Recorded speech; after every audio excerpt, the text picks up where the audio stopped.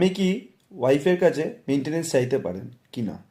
হ্যাঁ, স্বামী ওয়াইফের কাছ থেকে মেনটেনেন্স চাইতে পারেন। শুধু ওয়াইফই যে স্বামীর কাছ থেকে মেনটেনেন্স চাইবে তার কোনো ব্যাপার নয়।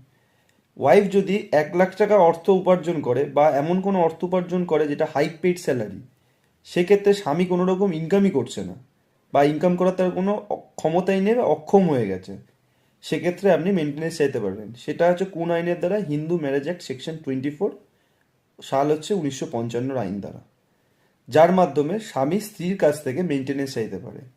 এবং এর কিছু কন্ডিশন আছে। স্বামী যদি ফিজিক্যালি ডিসেবল হয়ে যায় বা ইনসলভেন্ট হয়ে যায় বা সে নিজের কাজ করতে আর পারছে না বা তার কোনো ইনকাম হচ্ছে না বা তার বয়স অধিক হয়ে গেছে, সেক্ষেত্রে স্ত্রী তখনও মাস গেলে একটা মোটা অঙ্কের টাকা, একটা স্যালারি পাচ্ছে, সেক্ষেত্রে স্বামী স্ত্রীর কাছ থেকে মেনটেনেন্স চাইতে পারবেন।